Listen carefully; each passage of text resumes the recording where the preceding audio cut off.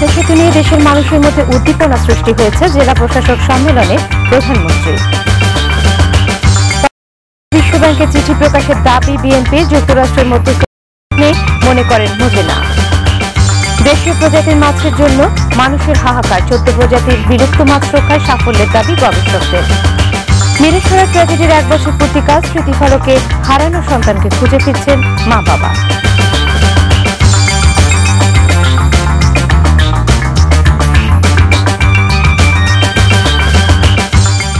আসসালামু আলাইকুম। মুমতাহিনা ঋতু স্বাগত জানাচ্ছি এনটিভি সন্ধ্যার খবরে। একেএসটিএমটি বা শিরোনাম শুনছিলেন। এছাড়াও নৌ দুর্ঘটনা নিয়ে রয়েছে বিশেষ রিপোর্ট। এবারে পুরো খবর।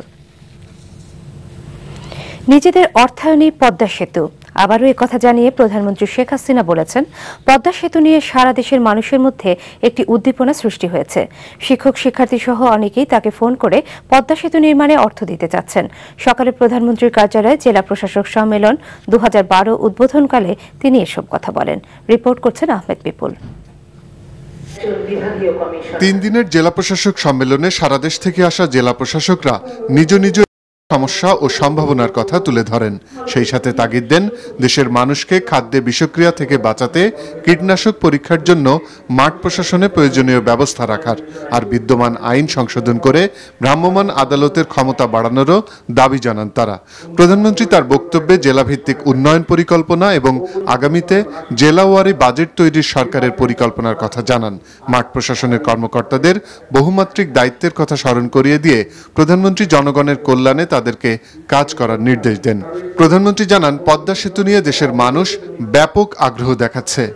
আমি ইতিমধ্যে বহু টেলিফোন পেয়েছি, এমনকি কলেজের টিচার তার যে একটু সঞ্চয় সেটা সে দিতে চেয়েছে। আমাদের বিভিন্ন উপজেলা, যেমন ভোলা সহ বিভিন্ন জেলার উপজেলা পরিষদের চেয়ারম্যান আমাকে একটা মেসেজ পাঠিয়েছে SMS-এ, যে তাদের 1 মাসের যে উপার্জন সেটা তারা দিয়ে দেবে এই পদ্মা সেতু ফান্ডে। স্কুলের ছাত্র, বাচ্চা মেয়ে, তারাও বলছে তাদের যেটুকু আছে তারা এই সেতুর জন্য। অর্থাৎ এই যে একটা উদ্দীপনা এবং চেতনা মানুষের মাঝে এসেছে। প্রধানমন্ত্রী বলেন, দেশের মানুষ এখন খাদ্য কিংবা টাকা পয়সা চায় না, তারা চায় বিদ্যুৎ এবং রাস্তাঘাট। তাই রেন্টাল পাওয়ার প্ল্যান্ট ছাড়া মানুষের এ চাহিদা মেটানো সম্ভব হতো না বলেও প্রধানমন্ত্রী। কেন আমরা রেন্টাল পাওয়ার প্ল্যান দিলাম, কুইক রেন্টাল করলাম, ইত্যাদি ইত্যাদি অনেক কিছু বলে যাচ্ছে, কিন্তু বাস্তবতা কেউ চিন্তা করছে না যে এছাড়া দ্রুত বিদ্যুৎ উৎপাদন করা কখনো সম্ভব হতো না। প্রায় 1,30,00,000 মানুষ বিদ্যুৎ পেয়েছে, বিদ্যুৎ সুবিধা ভোগ করছে। 43 ভাগ থেকে 53 ভাগে আমরা বৃদ্ধি করেছি। 25 লক্ষ নতুন গ্রাহক বিদ্যুৎ নিয়েছে। সমালোচনা যেভাবেই করুক না কেন, আমরা জানি দেশের কল্যাণের জন্য যেটা করা দরকার আমরা সেটা করে যাচ্ছি এবং আমরা তা করে যাব। সারা দেশে আইন শৃঙ্খলা পরিস্থিতি যাতে নিয়ন্ত্রণে থাকে সেদিকে খেয়াল রাখতেও জেলা প্রশাসকদের নির্দেশ দেন প্রধানমন্ত্রী। এটা মনে রাখতে হবে যে Ahmed people, NTV news, Dhaka. দেশীয় অর্থায়নে পদ্মা সেতু নির্মাণ করা ব্যয়বহুল এবং সময় সাপেক্ষ বলে মনে করছেন বিশেষজ্ঞরা। তাদের মতে অর্থায়নে যেসব উৎসের কথা বলা হচ্ছে তাতে ক্ষতিগ্রস্ত হবে বেসরকারি খাত। আর ব্যবসায়ীরা বলছেন, সরকার ব্যাংক থেকে বাজেটের অতিরিক্ত ঋণ নিলে সামষ্টিক অর্থনীতি চরম সংকটে পড়বে। হাসিব হাসানের রিপোর্ট। দুর্নীতির বিশ্বব্যাংকের ঋণ চুক্তি বাতিল ঘোষণার পর নিজস্ব অর্থায়ন থেকে পদ্মা সেতু নির্মাণের সিদ্ধান্ত নিয়েছে সরকার। বৈঠকে আগামী ফেব্রুয়ারিতে পদ্মা সেতু নির্মাণ কাজ শুরুর নির্দেশ দেন প্রধানমন্ত্রী। এজন্য কেন্দ্রীয় ব্যাংকের রিজার্ভ, সরকারের নিজস্ব তহবিল, মন্ত্রণালয়ের প্রকল্প থেকে অর্থ সংগ্রহ, বন্ড ইস্যু সহ বেশ কিছু খাতকে অর্থের উৎস হিসাবে চিহ্নিত করেছে সরকার। কিন্তু সিপিডির সম্মানিত ফেলো ডক্টর দেবপ্রিয় মনে করেন, এসব উৎস থেকে অর্থ সংগ্রহ করতে গেলে কতটা বাধাগ্রস্ত হতে পারে তা আগে বিবেচনা নেওয়া দরকার।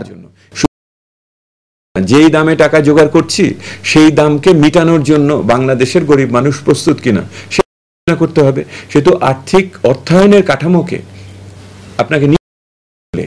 আপনাকে অবশ্যই পুনর্মূল্যায়ন, পুনর্বিবেচনা করতে হবে যে এটা আর্থিক সম্ভাব্যতাটা কি, এটা কি। আর টাকা নিশ্চিত না করে আপনি কালকে থেকে তো পারবেন না। তো সেহেতু আপনাকে এইটার একটা প্রস্তাব এসেছে, এই প্রস্তাবটাকে নিয়ে এখন ধীর স্থিরভাবে কারিগরি বিবেচনা মনোনিবেশ করা উচিত। আর ব্যাংকের তারল্য সংকটের কারণে অর্থনীতিতে টালমাটাল অবস্থা উল্লেখ করে ব্যবসায়ীদের শীর্ষ সংগঠন এফবিসিসিআই এর সভাপতি একে আজাদ বলছেন, ব্যাংক থেকে অতিরিক্ত ঋণ নিয়ে পদ্মা সেতু নির্মাণ করলে বেসরকারি খাত আর মাথা তুললে দাঁড়াতে পারবে না। আমাদের আপত্তি যে বাজেটের বাইরে অতিরিক্ত এমনি তো সম্পর্ক বড় করছে, আরো যদি বড় করতে চায় তাহলে কিন্তু আমাদের জন্য সাংঘাতিক ভয়াবহ অবস্থা ধারণ করবে। কিন্তু সরকার যদি মনে করে যে তার ডেভেলপমেন্ট বাজেটের মধ্যে, তাতে আমাদের কোনো আপত্তি নেই। Hasib Hasan, NTV news, Dhaka. পদ্মা সেতু চুক্তি বাতিল পুনর্বিবেচনায় বিশ্বব্যাংক ও বাংলাদেশের মধ্যে যুক্তরাষ্ট্রের মধ্যস্থতা করার সুযোগ নেই বলে মনে করছেন মার্কিন রাষ্ট্রদূত ড্যান মজীনা।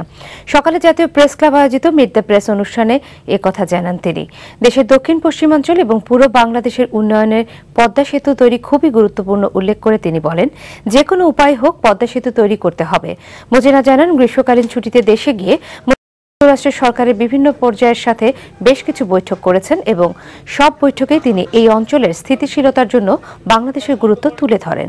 বাংলাদেশকে যুক্তরাষ্ট্রের গুরুত্বপূর্ণ আঞ্চলিক কৌশলগত অংশীদার বলেও একাধিকবার উল্লেখ করেন।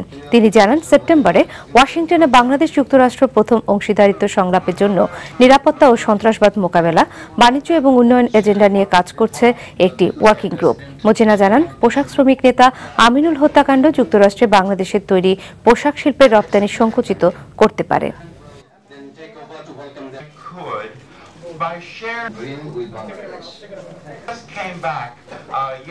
I am disappointed that the World Bank and the government of Bangladesh were not able to find some way that they could proceed with this critical infrastructure project. But I hope some way is found that bridge can be built, because it will significantly improve the livelihoods of the people who live in southwest Bangladesh.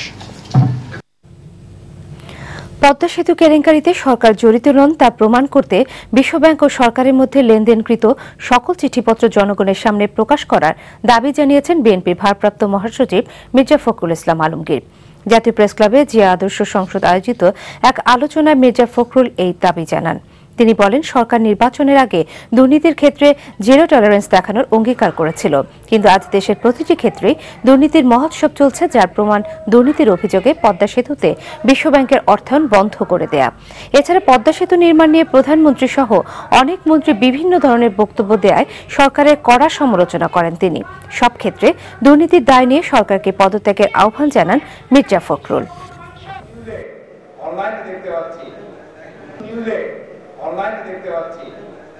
সরকারের কাছে আহ্বান জানাতে চাই, world ব্যাংককে তো বলছিও, আপনাদের কাছে বলতে চাই যে আপনারা যে নিজেদের করছেন যে আপনারা এই কেলেঙ্কারির সঙ্গে যুক্ত নন, এই পদ্মা ব্রিজ স্ক্যামের সঙ্গে জড়িত নন, আপনারা যে এই দুর্নীতির সঙ্গে তা প্রমাণ করার জন্য আপনারা সমস্ত চিঠিগুলো এবং সমস্ত প্রসিডিং সমস্ত বিষয়গুলো সামনে উপস্থাপন করুন।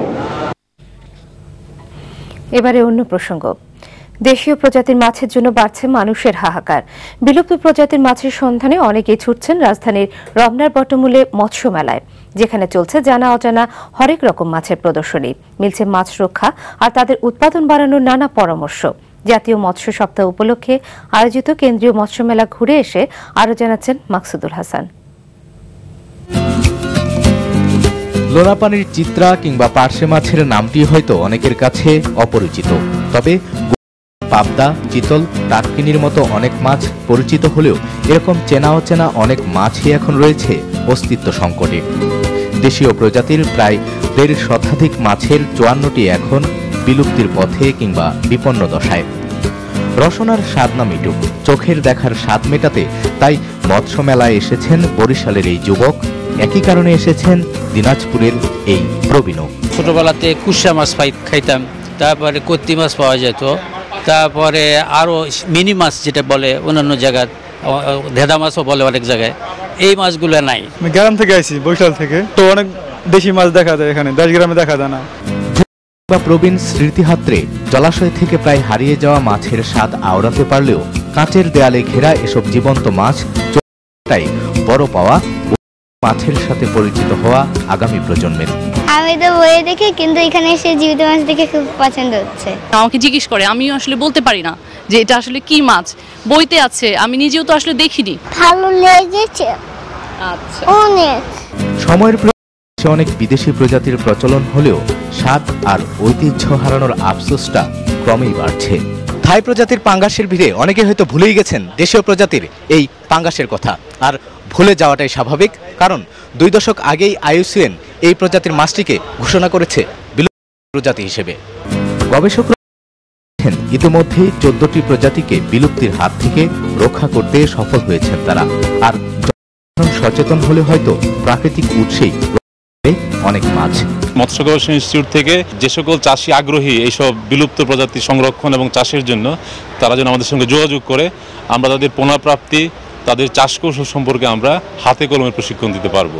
দেশীয় মাছ না পাওয়ার হতাশা কোনোদিন ঘুচবে কিনা তা নিয়ে সংশয় থাকলেও আশাবাদী হওয়ার মতো খবর পাওয়া যাবে সামুদ্রিক মাছের দিকে দৃষ্টি ঘোরালে। রূপচাঁদা, কাওড়া, রঙ্গিলার মতো চেনা অচেনা অনেক মাছের প্রদর্শনী রয়েছে মেলায়। অপার সম্ভাবনা আছে সমুদ্র মাছের, সামুদ্রিক মাছের। আমাদের নতুন প্রজন্ম আশা করি ভালোভাবে করতে পারবে, খেতে পারবে।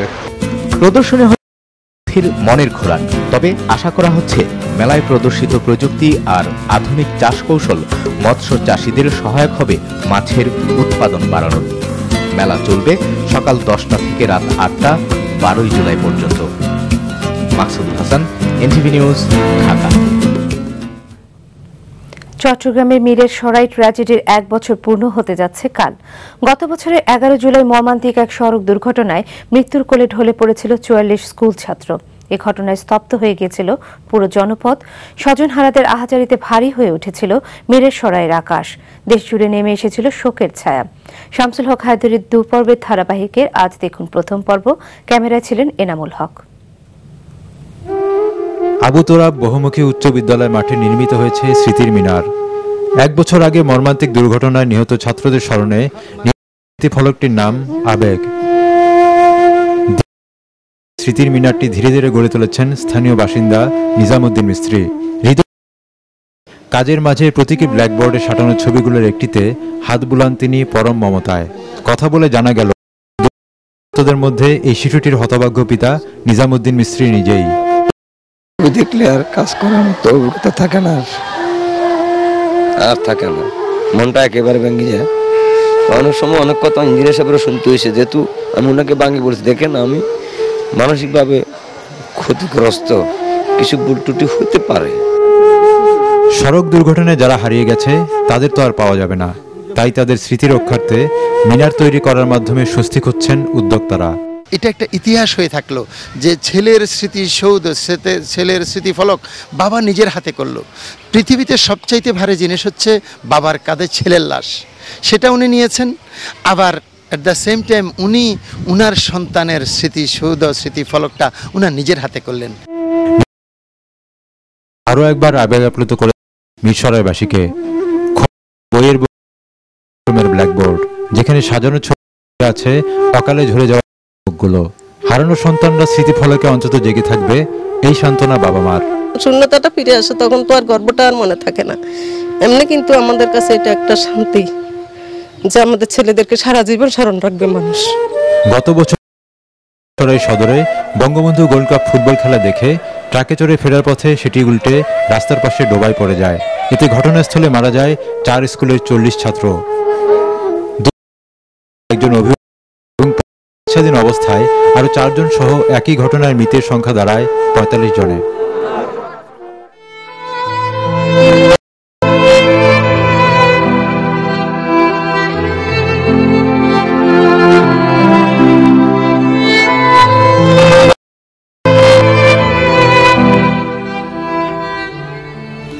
দেশে মাইলের পর মাইল নৌপথ পাড়ি দিয়ে যারা গন্তব্যে পৌঁছে দেন যাত্রী আর মালামাল, সেই নৌযান চালকদের অধিকাংশেরই নেই উপযুক্ত প্রশিক্ষণ।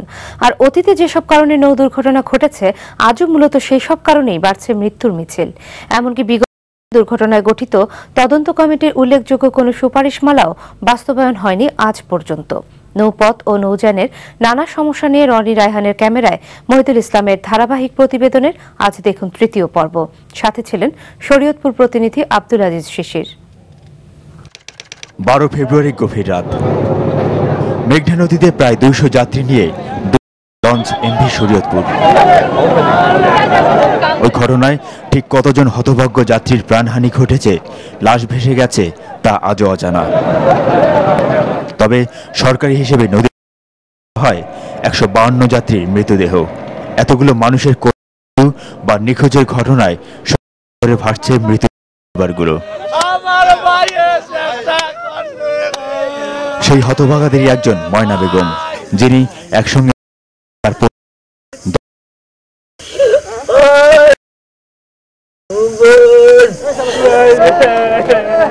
ওই দুর্ঘটনায় গঠিত তদন্ত কমিটির মতে চলন্ত লঞ্চটিকে একটি মালবাহী কার্গো যখন ধাক্কা দেয়, সে সময় ঘুমন্ত চালকের আসনে ছিল একজন অনভিজ্ঞ সুকানি। তখন লঞ্চটিকে তিনি সঠিকভাবে নিয়ন্ত্রণ করতে পারেনি। অতীতে অন্যান্য তদন্ত কমিটির রিপোর্টে এই বিষয়টি উঠে এলেও এবং সাম্প্রতিক দুর্ঘটনায় এতগুলো মানুষের করুণ মৃত্যু হলেও এখনো দেশের অধিকাংশ যাত্রীবাহী নৌকায় অনভিজ্ঞ সুকানি, তাদের নেই প্রশিক্ষণ। আইডিয়ার উপরে ভিত্তি করি অন্তত অনেক কিছু চালাই। আমি ওই সার্টিফিকেট করি নাই, আপনি প্রশিক্ষণ দিছে টার্মিনালে আইছে। লঞ্চের ডিফেক্ট থাকলেও যদি ভালো মাস্টার ড্রাইভার থাকে দক্ষ, তাহলে অ্যাক্সিডেন্টের বেসরকারি 40 বছরে 6 শতাধিক নৌ দুর্ঘটনায় 12,000-এর মতো যাত্রী নদীতে ডুবে মারা গেছে। এর মধ্যে 2011 সালে মারা গেছে 420 জন, 2010 সালে 355 জন, আর 2009 সালে 232 জন। ভ্রমণের জন্য কম খরচে সবচেয়ে আরামদায়ক মাধ্যম সেই নৌপথে প্রতি বছরেই অসংখ্য মানুষের মর্মান্তিক মৃত্যুর সাথে বাড়ছে বিপুল পরিমাণ সম্পদের ক্ষয়ক্ষতিও। নৌযানের থিকনেস থেকে শুরু দৈর্ঘ্য, প্রস্থ এবং সবগুলি নকশাটা ঠিক থাকে, তাহলে একটি নৌযান যত রকম দুর্ঘটনায় ঘটুক না কেন সে ডুববে না। আপনি দুর্যোগকালে যদি চালান, দক্ষ নৌযান চালক যদি না থাকে, যেই পরিমাণ প্যাসেঞ্জার অথবা যেই পরিমাণ মালামাল পরিবহন করার কথা ছিল তার চেয়ে বেশি না হয়, লঞ্চে যদি প্রতিযোগিতা হয়, ধাক্কাধাক্কি হলে ডুবে যেতে পারে। এদিকে প্রত্যেকটি নৌ দুর্ঘটনার পর গঠিত তদন্ত কমিটি দুর্ঘটনা রোধের জন্য প্রতিবেদনের সুপারিশমালা তুলে ধরলেও সেসবের বাস্তবায়ন হচ্ছে খুবই সামান্য। বাস্তবায়ন ঠিক হচ্ছে না তা না, এগুলো একটু প্রলম্বিত ব্যাপার। কিছু কিছু সুপারিশ আছে যেগুলো সময় সাপেক্ষ ব্যাপার। আমরা আমাদের মেরিন কোর্ট, যেখানে একজন ম্যাজিস্ট্রেট, আমরা মামলা দিলাম। এই মামলা হয়তো 5, 6, 7, 10 বছর পরে গিয়ে বিচার হয়। আমাদের এই যে লঞ্চগুলো সার্ভে করার জন্য, ফিটনেস দেওয়ার জন্য যে সার্ভেয়ার, সেই নিখিল বঙ্গর থেকে এ পর্যন্ত 4 জন সার্ভেয়ার। সুদূর অতীতে যেসব কারণে নৌ দুর্ঘটনা ঘটেছে, বর্তমানেও মূলত সেই কারণগুলোই দায়ী। কিন্তু প্রতিটি দুর্ঘটনা যত মানুষের মৃত্যু হোক না কেন, আইনের চোখ ফাঁকি দিয়ে এবং প্রভাব খাটিয়ে প্রতিবারই পার পেয়ে যায় জড়িত ব্যক্তিরা। এ কারণেই চোখের সামনে চলতে থাকে নানা অনিয়ম, বাড়তে থাকে মৃত্যুর পরিসংখ্যান। মহিদুল ইসলাম, এনটিভি নিউজ, সদরঘাট, ঢাকা। আপনি দেখছেন এনটিভি সন্ধ্যার খবর। এবার পূর্বাচল রিজেন্ট টাউন বিরতি, ফিরে এসে থাকছে। নাইগ্রা জলপ্রপাত দেখতে যাওয়ার পথে মর্মান্তিক দুর্ঘটনায় 3 বাংলাদেশি নিহত। অভ্যন্তরীণ সম্পদের পাশাপাশি অন্যান্য খাত থেকে রাজস্ব আদায়ের তাগিদ অর্থমন্ত্রী।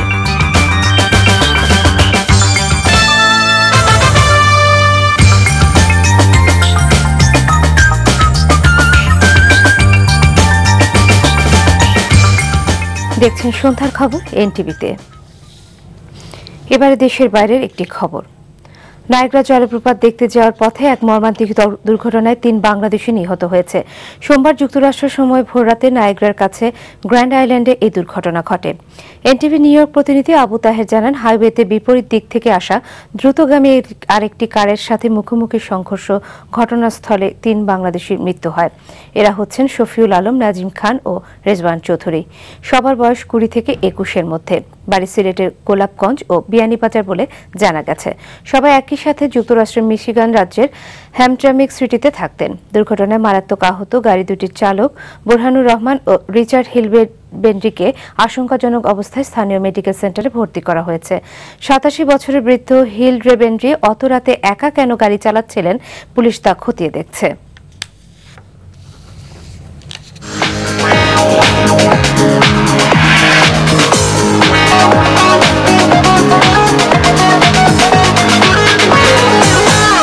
নিটোর ইন্স্যুরেন্স কোম্পানি লিমিটেড অর্থনীতি সংবাদ। এর উপর কর আদায় থেকে ক্রমান্বয়ে সরে আসতে চায় সরকার। অভ্যন্তরীণ সম্পদের পাশাপাশি অন্যান্য খাত থেকে রাজস্ব আদায়ের দিকে নজর দেওয়া উচিত বলে মনে করেন অর্থমন্ত্রী আবুল মাল আব্দুল মুহিত। মঙ্গলবার জাতীয় মূসক দিবসে মূল্য সংযোজন কর বা মূসক প্রদানকারীদের সম্মাননা প্রদান অনুষ্ঠানে তিনি একথা বলেন। জাতীয় পর্যায়ে 9 জন এবং জেলা পর্যায়ে 125 জন সর্বোচ্চ মূসক প্রদানকারী প্রতিষ্ঠান এবং ব্যক্তিকে পুরস্কৃত করা হয়েছে। আগামী 16 জুলাই থেকে পালিত হবে জাতীয় মূসক সপ্তাহ। অনুষ্ঠানে রাজস্ব আদায়ের সরকারের প্রশংসা করে ব্যবসায়ীদের শীর্ষ সংগঠন এপিসিসিআই সভাপতি একে আজাদ বলেন, ব্যবসায়ীদের দেয়া রাজস্ব আয় দিয়ে সরকার এখন স্বয়ংসম্পূর্ণ হয়েছে। বাজেট অর্থায়নে এখন আর দাতা গোষ্ঠীদের অর্থ সহায়তার দিকে চেয়ে থাকতে হয় না বলেও মন্তব্য করেন তিনি। অর্থমন্ত্রী রাজস্ব আদায় বাড়াতে স্বয়ংক্রিয় পদ্ধতির উপর গুরুত্ব আরোপ করেন। এ লক্ষ্যে 2015 সালের মধ্যে একক হিসাব রক্ষণে যাওয়ার বিষয়ে আশাবাদ ব্যক্ত করেন অর্থমন্ত্রী।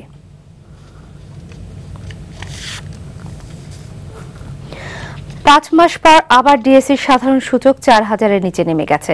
সপ্তাহের তৃতীয় দিনে 156 পয়েন্ট কমে 3999 পয়েন্টে নেমেছে ডিএসসির সাধারণ সূচক। এর আগে ফেব্রুয়ারির 8 তারিখে 4000-এর নিচে ছিল ডিএসসির সাধারণ সূচক। এদিকে এদিন সিএসসির সার্বিক সূচক কমেছে 413 পয়েন্ট। গত কয়েকদিনের ধারাবাহিকতায় লেনদেন শুরু হয় পতন দিয়ে, যা শেষ পর্যন্ত অব্যাহত ছিল। প্রায় 4% কমেছে সব শেয়ারের দাম। তবে বিক্রির চাপ বেশি থাকায় আগের দিনের চেয়ে লেনদেন কিছুটা বেড়েছে। দুই বাজার মিলে লেনদেন হয়েছে 215 কোটি টাকার। এদিকে নিয়ন্ত্রক সংস্থা এসএসসি ক্ষতিগ্রস্ত ক্ষুদ্র বিনিয়োগকারীদের তালিকা আগস্টের 14 তারিখের মধ্যে 2 স্টক এক্সচেঞ্জে জমা দিতে সকল ব্রোকার ও মার্চেন্ট ব্যাংককে নির্দেশ দিয়েছে। সন্ধ্যার খবরে আরো একটা পূর্বাচল রিজেন্ট টাউন বিরতি, আরো খবর আরেকটু পর। বাংলাদেশি নয়, এবার সীমান্তে নির্বিচারে ভারতীয় নাগরিক হত্যার অভিযোগ উঠল বিএসএফ এর বিরুদ্ধে। দেশের বাইরে অস্বস্তিকর রেকর্ড মুছে ফেলার জন্য আয়ারল্যান্ডের সফরকে গুরুত্বপূর্ণ মনে করছেন মুশফিক।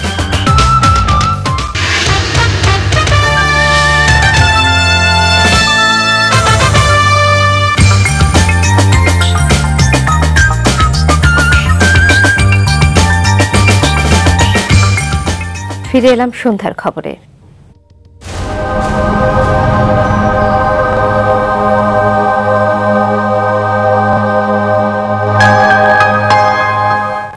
ইসলামী ব্যাংক আন্তর্জাতিক সংবাদ। বাংলাদেশি নয়, এবার সীমান্তে নির্বিচারে ভারতীয় নাগরিক হত্যার অভিযোগ উঠল বিএসএফ এর ওপর। সোমবার ভারতের সর্বোচ্চ আদালতে বাংলার মানবাধিকার সুরক্ষা মঞ্চ নামে একটি এনজিও এ মর্মে একটি অভিযোগ দায়ের করে। আবেদনে বলা হয় 2005 থেকে 2011 সালের মধ্যে বিএসএফ বাংলাদেশ সীমান্তবর্তী জেলাগুলোতে 200-রও বেশি ভারতীয় নাগরিক হত্যার সাথে জড়িত।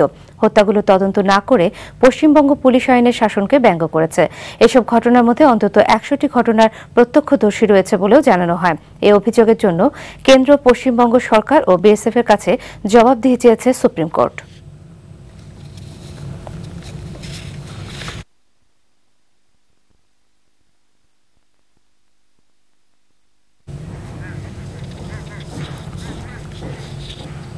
এবারে খেলার খবর। ক্রিকেট টি-20 বিশ্বকাপের দল বেছে নেওয়ার জন্য ব্রিটেন সফরটা কাজে লাগবে বলে মনে করছেন অধিনায়ক মুশফিক। বিশেষ করে আয়ারল্যান্ডের বিপক্ষে দেশের বাইরে অস্বস্তিকর রেকর্ড মুছে ফেলার জন্য সফরটি বাংলাদেশের জন্য খুব গুরুত্বপূর্ণ মনে করছেন তিনি। রিপোর্ট বর্ষণ কবিরের।